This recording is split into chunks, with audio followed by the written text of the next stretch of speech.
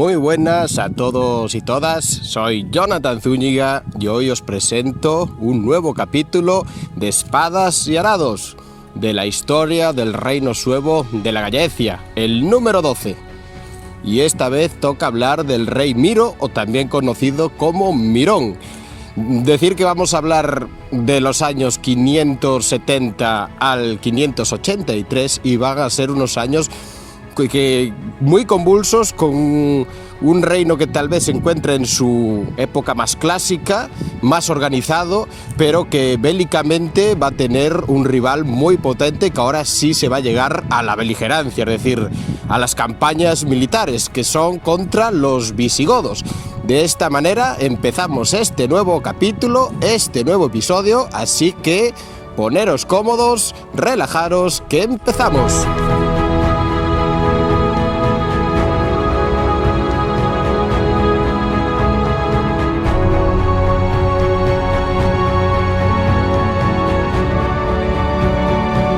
Y me refiero a concentraros también, poniéndoos cómodos, porque va a ser un capítulo muy importante, muy interesante y una de las piezas claves para entender cómo es el desarrollo en estas alturas del reino suevo de la Gallaecia. Deciros que para esta ocasión contamos con crónicas bastante amplias, como puede ser la de Juan de Víclaro, Isidoro de Sevilla, que realmente copia a este último, al blicarense, pero también desde las Galias, desde la tierra de los francos, Gregorio de Tours, y propios anotes que quedan de Martín de Dumio. Y así vamos a empezar, pero vamos a ir un año atrás, al 569. Si en el episodio anterior hablamos de este personaje, Martín de Dumio, decir que en ese año muere el obispo de Braga, Lucrecio, y Martín es ascendido ahora a obispo de Braga, es decir, el obispo metropolitano más importante de toda la Gallaecia. Decir que sigue ocupando su cargo como también obispo de Dumio, pero ahora tiene el cargo más alto del clero galaico y uno de los más importantes de toda Hispania. Decir que al siguiente año, en julio del 572, se celebra el segundo concilio de Braga, donde se vuelven a reunir todos los obispos de la Gallaecia. El propio rey Miro o Mirón está presente y se van a tratar diferentes cuestiones. Este concilio, aunque es importante, lo vamos a resumir por la trascendencia que van a tener otros hechos en este periodo, pero decir que se celebra el 1 de junio en la Catedral de la Sede de Braga. Deciros que la Catedral antigua de Braga, la Catedral del tiempo de los suevos, no está, al parecer, posiblemente en el mismo enclave que está la actual catedral. La actual catedral fue construida en el año 1070 por el obispo don Pedro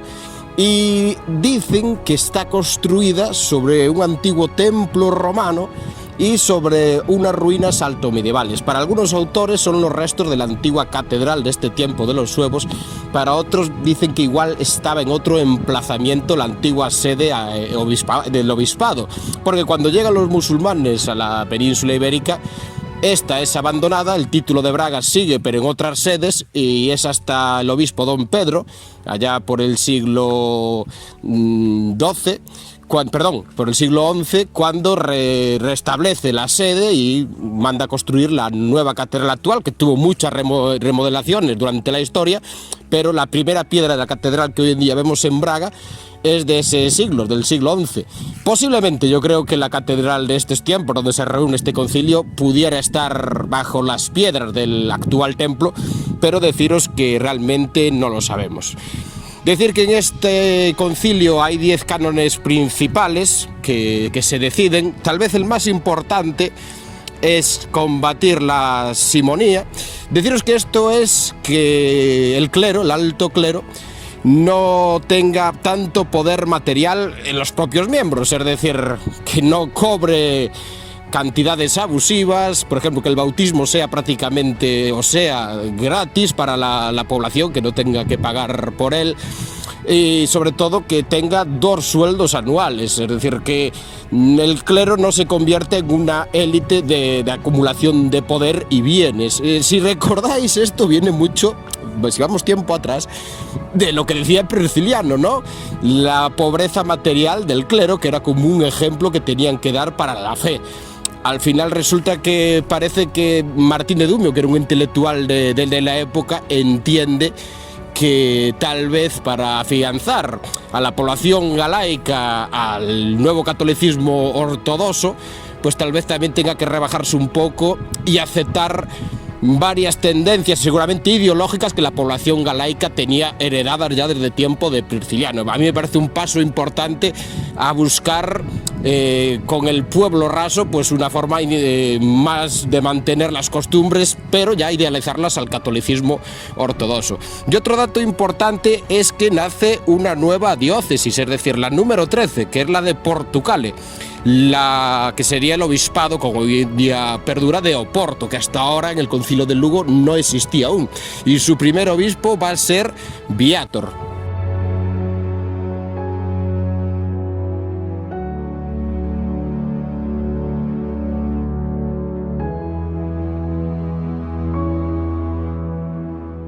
Pero ahora, dejando a un lado el campo eclesiástico, el campo religioso, vamos a ir al campo político y vamos a ir al reinado pleno del rey Miro Mirón.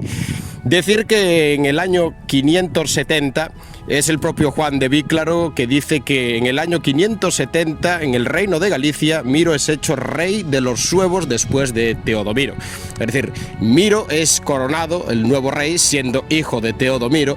y ahora pues fue criado ya en el seno de Martín de Dumio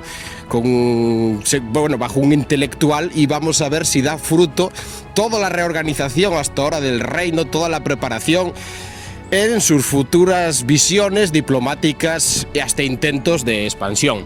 Es así que tras el concilio de Braga, en ese año 572, Miro emprende su primera campaña bélica, es decir, su primera campaña militar. Y es así que ataca a los runcones.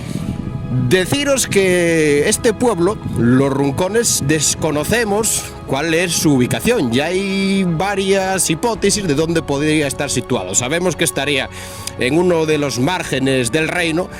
No sabemos si realmente era totalmente independiente del reino suevo, es decir, no sabemos si los ataca por un intento estos de autodeterminarse, es decir, de independizarse,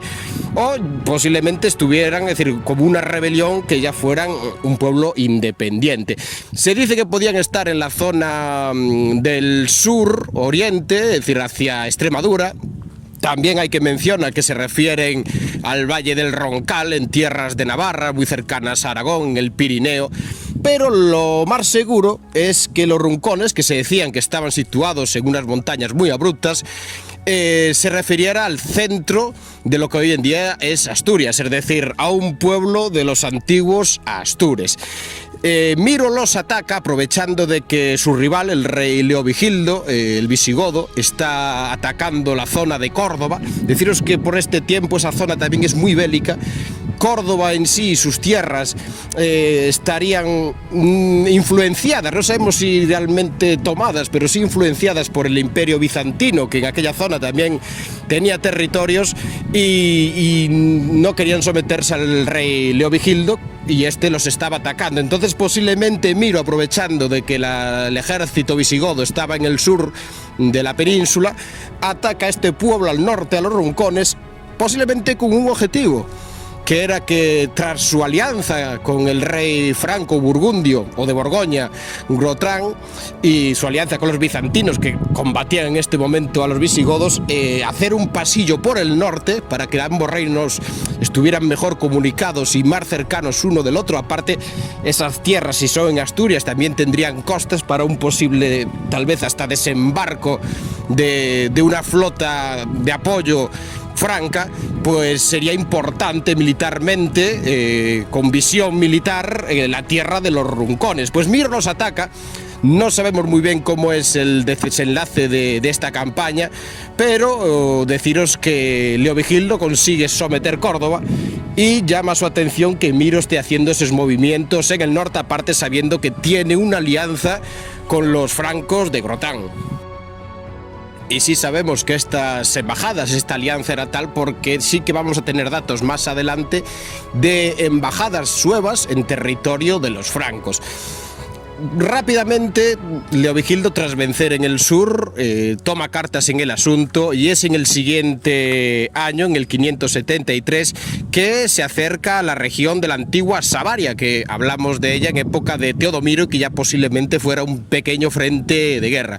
Pues bien, no sabemos si en aquel momento esa región llegó a ser aliada de los visigodos o simplemente la ayudaron en su independencia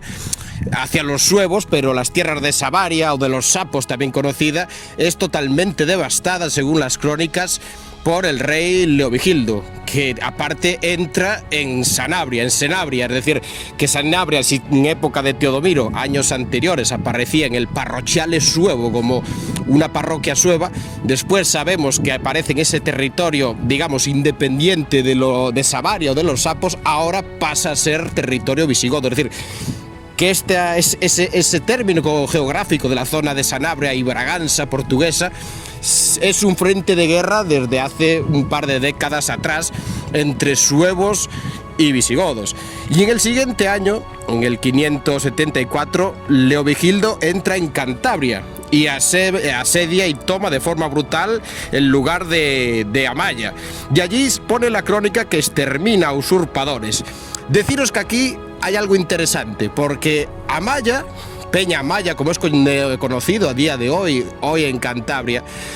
es una de las puertas de la cordillera cantábrica hacia el territorio transcantábrico, es decir, al otro lado de la cordillera está el lado meseteño, que es por donde entra Leovigildo, pues al otro lado, al lado costero, Peña Amaya es uno de los puntos claves de entrada. Que Leovigildo decidiera atacar a los cántabros y tomar Amaya, significa que Leovigildo quiere tener acceso a las costas cántabro-astures, es decir, es un movimiento que si 2 años anteriores Miro atacara esas tierras, posiblemente hasta las conquistara o las hiciera vasallas de él, de esta manera Leovigildo las toma para su reino visigodo de Toledo y aparte se hace fuerte en esas tierras que al final están entre suevos y francos, es decir, los posibles aliados potenciales de los suevos. Es decir, es una maniobra muy inteligente de Leovigildo que aparte pone que acaba con usurpadores. Esto al parecer se refiere a que pequeños caudillos locales, como iremos viendo en este capítulo, se hacen fuertes, se hacen prácticamente independientes y casi que reniegan tanto del poder suevo como visigodo. Y estos pequeños usurpadores que Leovigildo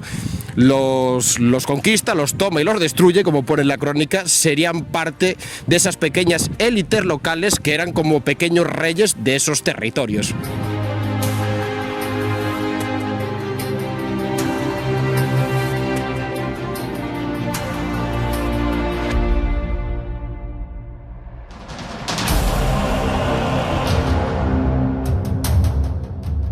Esta situación tan bélica se relaja en el año 575, que parece que no hay sucesos importantes que recojan las crónicas en este conflicto suevo-visigodo, pero se reanuda en el año 576, donde Leovigildo va a lanzar una nueva campaña directamente contra el reino suevo. Deciros que seguramente esta campaña, decir que también Leovigildo tenía varios frentes abiertos, se inicia por alguna chispa que estallara, algún intento de Miro por volver a acercarse a los francos, no se sabe muy bien el porqué, pero hay una nueva campaña que al parecer entra desde... Primero se dice que toma Toro en la actual Zamora, es decir, en pleno valle del río Duero, y desde ahí entra devastando todo hasta las propias tierras de Ourense, es decir, no sabemos si realmente toma la ciudad de Ourense, si no la toma,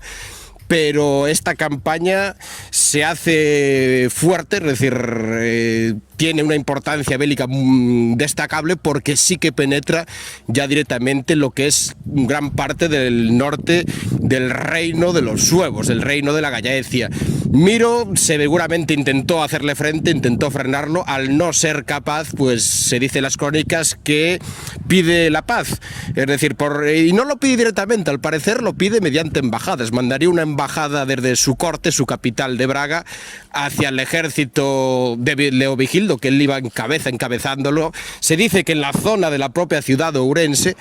y allí, pues, bajo algún precio, bajo un vasallaje seguro, es decir, que Miro tuviera por lo menos que pagar tributo a partir de ahí a Leovigildo, Leovigildo pues decide hacer la paz de esa manera y se retira con su ejército de nuevo hacia la meseta, hacia Toledo. Deciros eso, que esta campaña es importante porque pone a prueba de que el ejército visigodo es capaz de penetrar fuertemente en el reino suevo y que este Miro se ve impotente a frenarlos, es decir, tiene que pedir forzosamente la paz porque militarmente aún no está el reino a la altura de Leovigildo y sus visigodos. Y a partir de aquí sí veremos un periodo de paz de al menos 6 años entre suevos y visigodos en una situación muy incómoda para el rey Mirón. Es decir, que ahora de norte a sur el reino está completamente rodeado por la influencia de los godos. Es decir, ahora sí que seguramente lo que es Asturias, Cantabria, con los principales pasos de montaña hacia esas tierras, estarían bajo control de Leovigildo.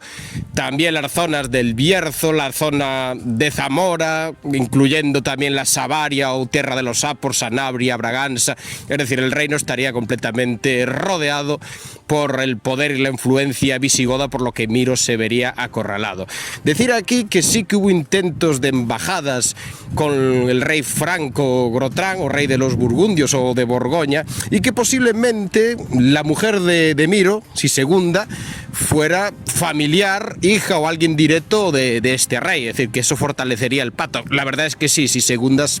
parece ser un nombre franco, pero deciros que durante 6 años, con esa paz firmada, seguramente teniendo que pagar tributo anual a Leovigildo, la situación se calma en Gallaecia.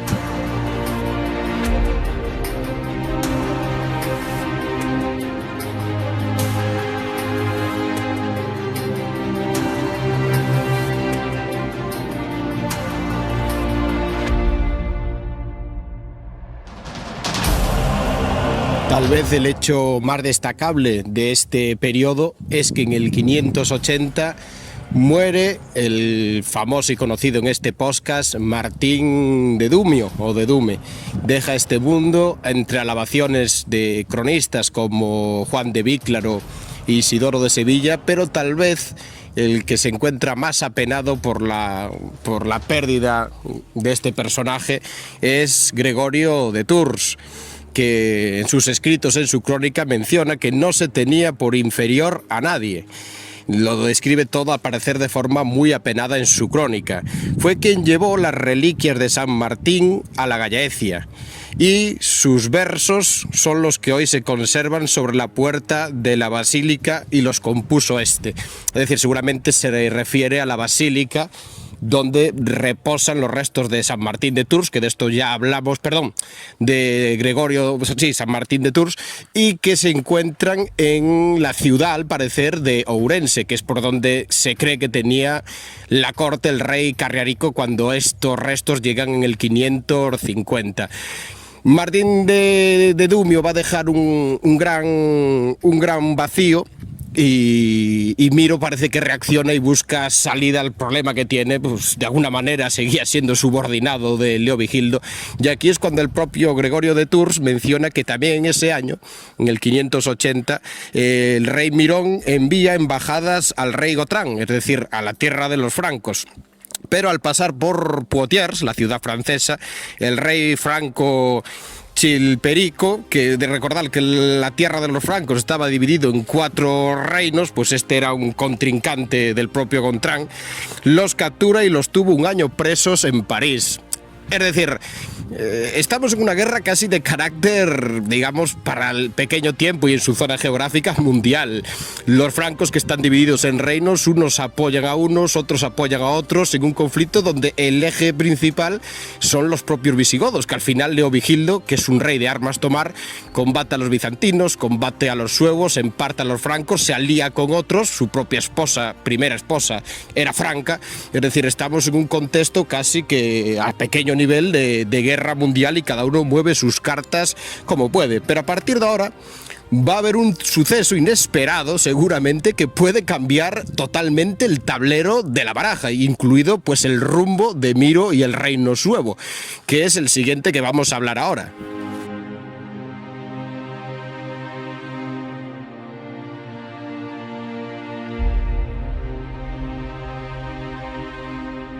Pues el hijo primogénito de Leovigildo, el príncipe Hermenegildo, que aunque fue criado en Toledo en la fe arriana, es casado con una princesa franca, con Ingunda, hija de Sigeberto de Austrasia, uno de esos reinos francos que mencionamos. Esta mujer era una devota cristiana y aparte el rey Leovigildo decide enviar a su primogénito a Hispalis, a Sevilla, donde será, por así decirlo, de cierta manera adoctrinado por San Leandro de Sevilla, el obispo de Sevilla, otro devoto cristiano. Y allí su padre, hacia el 579, decide nombrarlo gobernador de todo el sur, de toda la provincia de la Bética. Deciros que la influencia en Hermenegildo de su esposa Ingunda y de San Leandro de Sevilla fue tal que decide romper con el arrianismo y convertirse al catolicismo, y aparte de, digamos, de forma abrupta, es decir, de forma de totalmente vasallo de la fe católica cristiana, es decir, un creyente devoto como era su progenitor refiriéndome a su maestro, San Leandro de Sevilla, y su mujer. De esta manera va a pactar una serie de pactos para romper directamente con, no solo con la fe de su padre, sino con el sostenimiento político que tenía con él. Es decir, va a independizar directamente el sur del reino visigodo de Hispania, es decir, se proclama independiente a su padre en la Bética, y otras ciudades de la Lusitania, por ejemplo, lo apoyan, ciudades mucho más influenciadas por el catolicismo. Recordaros que la fe practicante de la mayoría de los habitantes de Hispania era el catolicismo, no el arrianismo, y así ciudades como Mérida o Cáceres se unen a su causa y se levantan en rebeldía, en independencia contra Leovigildo. Deciros que en el primer momento Leovigildo estaba ocupado en campañas militares contra la tierra de los vascos, de los vascones, que lo tuvieron entretenido desde ese año más o menos, desde el 579 hasta prácticamente el 584, y no es quien de reunir una fuerza potente que reprima esta rebelión de su propio hijo. Sí se cree que manda algunas pequeñas vanguardias más débiles que no hacen ningún tipo de efecto, son fácilmente derrotadas, y a esto también sumarle que Hermenegildo pacta con los bizantinos de Hispania, es decir, la provincia que estaba bajo control bizantino, bajo control del Imperio Romano de Oriente, la que tenía como epicentro Cartagena, la ciudad de antigua Cartago Nova, pacta con el gobernador bizantino que ahí estaba y así hace una fuerte alianza para hacerle frente a su padre. Y es de esta manera cuando el rey Miro encuentra otro aliado, potencial aliado natural, es decir, como el católico, que al mismo tiempo tiene una alianza diplomática con los bizantinos. Es decir, esto es un respiro y un posible punto de inflexión en el reino suevo a volver a intentar liberarse, por lo menos, del yugo visigodo de Leovigildo. Leovigildo espera hasta el año 582, cuando consigue victorias en la tierra de los vascones y puede formar un potente ejército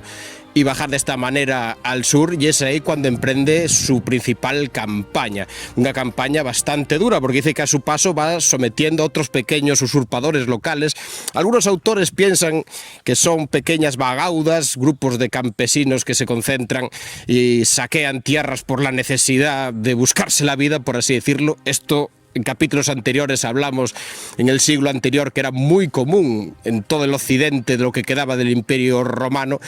y primero entra en Cáceres, la toma, la conquista, y después en Mérida, que también toma y conquista, y de ahí emprende rumbo hacia la capital de su hijo, de Hermenegildo, que estaba en la propia Sevilla, allí donde estaba junto a San Leandro de Sevilla.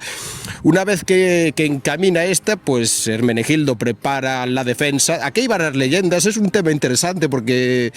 entre el campo mítico, digamos, y el campo historiográfico de las crónicas hay varios mitos de cómo fue esta campaña de Leovigildo, pero sabemos que coge camino hacia Sevilla y allí, antes de llegar a Sevilla, en una antigua fortaleza llamado el Castillo de Oset, pues Hermenegildo se hace fuerte e intenta resistir al ejército de su padre. Y se dice que intenta resistir y no plantar abiertamente una batalla campal porque espera refuerzos tanto de los bizantinos como de los suevos en ese enclave y las tres fuerzas conjuntas derrotar a Leovigildo. Pero deciros que la historia a veces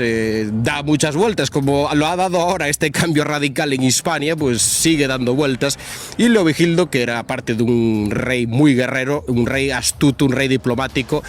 pagara ya antes a los bizantinos 30.000 piezas de oro para que no acudieran, por lo que estos nunca van a acudir en el auxilio de Hermenegildo. Decir que allí resiste, se dice que con 300 hombres dentro de esa fortaleza, esperando cuando menos a que acuda el rey Miro de los Suevos, que sí lo hace, que allí resguardado dicen que Hermenegildo resiste asediado un año, y es en ese periodo, ya en el 583, cuando el rey Miro sale de la Gallaecia con un ejército galaico suevo y llega a las aproximaciones de este castillo de Oset.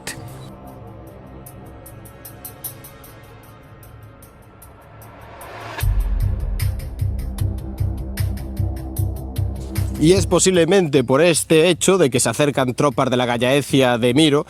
que Leovigildo decide apretar el cerco, decide apretar el asedio y consigue tomar esta fortaleza de Oset, aunque su hijo Hermenegildo consigue escapar y refugiarse en Sevilla.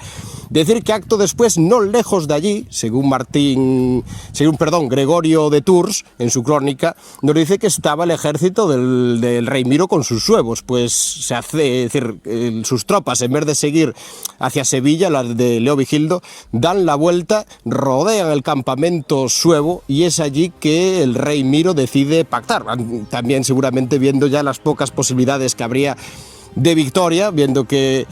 la fortaleza de Oset había sido tomada y Hermenegildo había huido a Sevilla, pues las posibilidades eran pocas, y decide pactar. Pero aquí tal vez hay otro factor que vamos a hablar ahora que pudo influir en ese pacto. Deciros que aquí, al parecer, según la crónica, Miro y Leovigildo casi que se hacen amigos, restaurarían el pacto anterior de vasallaje, por así decirlo, tributario, y Miro se dice que vuelve con su ejército de nuevo a la Gallaecia.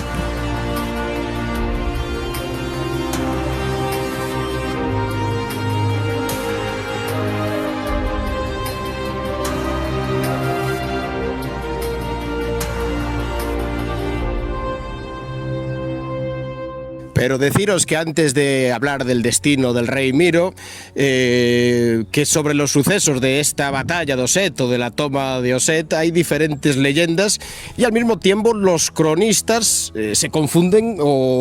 es decir, tienen crónicas muy dispares, es decir, totalmente diferentes de cómo fue el suceso. Primero deciros que en esta leyenda Hermenegildo, viendo que su padre venía con un gran ejército, decide coger a sus 300, que es un número muy importante en la historia militar antigua, mejores hombres, meterlos en el castillo de Oset y allí intentar resistir para que luego el resto de su tropa, el resto de su ejército, que era de mucha peor calidad, emboscara, por así decirlo, por la retaguardia al ejército de su padre. Decir que Leovigildo, en este mismo mito, decían que sabía de los planes más o menos de Hermenegildo, y entonces cuando se estaba cuando se estaba acercando a este castillo de Oset, piensa si mandar primero un gran ejército contra la fortaleza, sabiendo que habría tipo una emboscada y que seguramente las flechas de la fortaleza diezmarían sus tropas. También piensa en enviar sus mejores guerreros directamente y que tomen la fortaleza al asalto de forma rápida y certera, o por lo contrario, dice que tal vez lo mejor es enviar a todo el ejército y tomarlo de una vez por todas, y finalmente se decide por esto, enviar a todo el ejército y tomarlo de sí. Decir que al final, esto es un pequeño mito, sabemos que el ejército de Leovigildo llega a la fortaleza de Osset, no sabemos si tenía 300 hombres Hermenegildos dentro o más, pero que el asedio sí que, según la crónica de Gregorio de Tours, dice que dura un año, y es en el tiempo de que llega el rey Miro a socorrer e intentar romper ese asedio. Y es propiamente en este punto cuando las crónicas también se contradicen, mientras que Juan de Víclaro y Isidoro de Sevilla, que recordemos realmente copia esta crónica anterior de Juan de Víclaro, dice que Miro viene en apoyo realmente de Leovigildo, por ser como que dice vasallo de este, y que llega y como ya la fortaleza está tomada, vuelva a su tierra. Gregorio de Tours dice que claramente Miro viene en ayuda de Hermenegildo por la defensa del catolicismo cristiano, que para mí sería la versión más acertada. Como si seguimos el hilo de esta historia, veremos que claramente Hermenegildo podría ser un aliado natural del rey Miro. Y también aquí no se pone de acuerdo las crónicas en la propia muerte del rey Miro, que es lo que vamos a tratar ahora. Pues mientras que el viclarense y Isidoro de Sevilla dicen que Miro muere propiamente allí, en la zona de Sevilla, no ponen la causa, por eso algunos autores pensaron que sí pudo haber un enfrentamiento militar y que muriera en batalla, como puede caer bien esta hipótesis, viendo desde ese punto de vista. La crónica de Gregorio de Tours nos menciona que el rey Miro vuelve a su tierra, a la Gallaecia, y una vez llegado allí se mete en cama y muere enfermo. Y muere por la causa de las malas aguas y los malos aires insaludables de Hispania. Es decir, que Miro llega enfermo y muere enfermo en Braga ya en la primera noche tras llegar allí. Por la otra crónica del viclarense Isidoro de Sevilla no nos pone la causa de la muerte, pero sí nos habla como de una muerte repentina del rey Miro, que yo creo que si fuera en batalla o militarmente en una lucha abierta, una batalla campal o algo beligerante, lo mencionarían. Y de esta manera el rey Miro, rey Mirón, uno de los reyes para mí más importantes del reino suevo de la Gallaecia, deja este mundo en el año 583.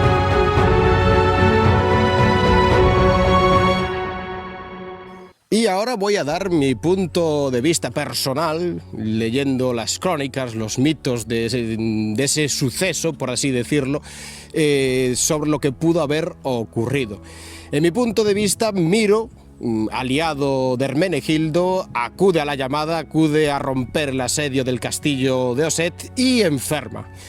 Miro enferma, monta campamento, no llega a lo que es el castillo de Osset. Leovigildo consigue tomar esta fortaleza, este castillo. Su hijo Hermenegildo, el rebelde, huye a Sevilla.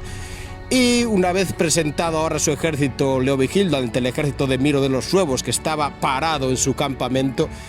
este pudo posiblemente ver que Miro estaba enfermo, es decir, estaba posiblemente hasta camino de ser moribundo. Y de esta manera es lo que ponen de que pacta de forma amigable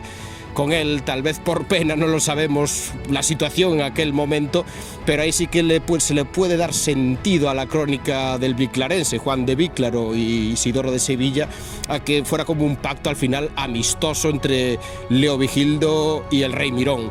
Y cuando vuelve enfermo a la Gallaecia, pues en la primera noche, como pone Gaita Informe, llega a Braga, pues muere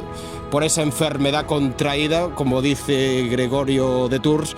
por los males aires y aguas de Hispania. También se podría venir a la cabeza la hipótesis de que fuera envenenado. Es decir, puede ser otra hipótesis. Sabemos que Leovigildo era un rey que no tenía mucha piedad, era un rey que que por ejemplo, pactó con lo que eran sus enemigos hasta ese momento y no le importó pagarle 30.000 piezas de oro a Bizancio para que traicionaran a su hijo en su campaña rebelde contra él. Sabemos que era una persona cruel con esos pequeños usurpadores o bandas de campesinos que él llamaba y que los sometía pues de forma cruel y despiadada, por lo que pudiera haber una mano negra de parte de Leovigildo y que llegara a envenenar al rey Miro. Yo creo que es una hipótesis que como hipótesis puede quedar ahí. Eso, que fuera una enfermedad realmente muy mala que cogiera Miro, que contrayera de camino a Sevilla, que lo imposibilitó totalmente a cualquier campaña militar y que lo hizo dar vuelta y que tras llegar a su tierra muriera y dejara este mundo. Y para ir acabando el episodio y cerrando este tema, ¿cuál fue el futuro de Hermenegildo? Pues al parecer Hermenegildo se refugia en Sevilla, Sevilla finalmente es tomada por Leovigildo, huye, se refugia en varios lugares hasta acabar en Córdoba, y es allí, ante nuevos levantamientos y nuevas intervenciones militares fuera de este tema de rebeldía, Leovigildo tiene que marchar y manda a su segundo hijo, que será el futuro descendiente y rey de los visigodos, a Recaredo, a Córdoba, y este habla con su hermano y le dice que si se entrega pues se le perdonará la vida. Hermenegildo se entrega, en un primer momento sí se le perdona la vida, luego es llevado prisionero a Tarraco, a Tarragona, y allí dicen que es asesinado. Unos dicen que le cortan la cabeza, directamente asesinato abierto, y otro que un poco más de forma clandestina, Hermenegildo es, por así decirlo, expulsado de este mundo, es decir, es dado muerte, es asesinado, y así deja totalmente el camino libre a su hermano menor, Recaredo, como príncipe y heredero de su padre Leovigildo.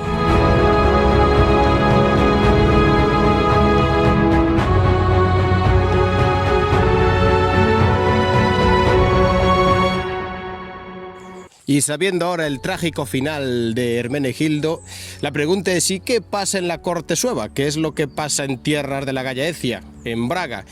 Pues que tras la muerte de Miro, Martín de Dumio tampoco está, es decir, lo que era esta época como más clásica del reino suevo, más fortalecida, más reorganizada, se hunde,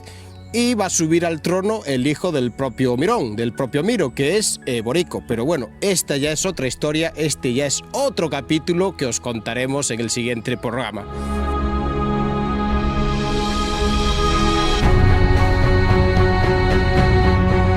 Pero antes de acabar este episodio, voy a mencionar algo sobre el rey Miro, un poco navegando en la nostalgia que dejó este rey, que es una leyenda que dicen que sucedió en los aledaños de Lugo, es decir, justo antes del primer concilio de Lugo, durante el reinado de su padre, Teodomiro, y que este, siendo príncipe y estando de camino a la ciudad, cuando estaba ya en las cercanías, que se le aparece un personaje al rey Miro que es conocido como el Vate. Y este le predice, por así decirlo, el futuro. Le predice que va a ser un gran rey, que aunque la capital estaba en Braga, que no se olvidara de la importancia de Lugo, que a partir de ahora, de ese momento, también sería otra sede metropolitana, otro obispado metropolitano, y así le habla tal vez de un futuro esplendoroso, que en parte sí lo fue. La mala suerte de Miro fue dar con el rey más guerrero y más fuerte de todo el periodo visigodo en la península ibérica, es decir, el periodo visigodo que tuvo como capital Toledo y no Tolosa, al sur de las Galias, es decir, el último periodo visigodo. Es decir, tal vez ese fue el clavo que Miro nunca supo sacar, un clavo muy duro, porque yo creo que el tema de alianzas, en el tema hasta el plano militar, estratega, Miro lo hizo lo mejor que pudo, sabiendo que su rival era mucho más fuerte y aguerrido en sus pactos, embajadas y demás, pero que finalmente unos ganan y otros pierden, y así es la historia. Y para acabar, deciros que este supuesto personaje llamado el Vate a mí me recuerda a los vados. ¿Y qué es un vado? un vado es un nivel de druida, que encajaría muy bien el personaje. Dicen que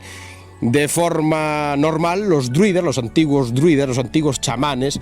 tenían, en este caso célticos, tenían 3 niveles. Estaba el bardo, que era el joven, el aprendiz, el que recitaba poesías, como el de Asterix y Obelix, que tocaba el arpa, sí, el famoso que siempre colgaban de los árboles para que no enturbiaran las fiestas, pues que cantaba, recitaba poesía contando historias del pasado, haciendo un poco de memoria. El siguiente nivel de formación era el vado, que se parece a este nombre de este personaje, el vate, que era ya un personaje más formado, que ya tenía algún tipo de poder, como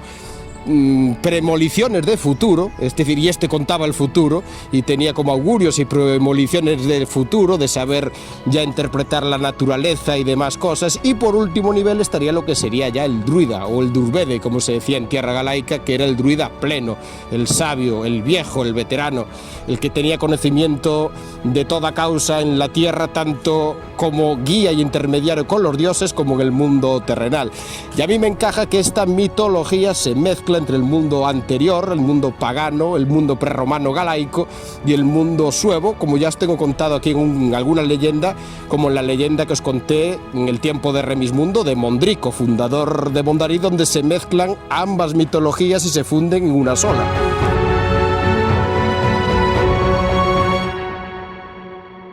Y sin más, llegamos al final de este capítulo número 12 en Espadas y Arados. Deciros que no ha sido un capítulo fácil de narrar, sí que ha sido un capítulo muy emocionante, como habéis visto, con mucha acción, con movimientos militares, pactos, alianzas, traiciones, pero que al mismo tiempo, en ciertos momentos, las crónicas existentes se contradicen, lugares geográficos que no sabemos exactamente dónde era y son difíciles de ubicar en un mapa, pero aún así, de esta manera, lo he intentado narrar de la mejor manera posible. Y sin más, pues que tengáis un hermoso día, amigos y amigas, desde las tierras del fin del mundo de la Gallaecia. Jonathan Zúñiga en Espadas y Arados, un saudiño y aburiño.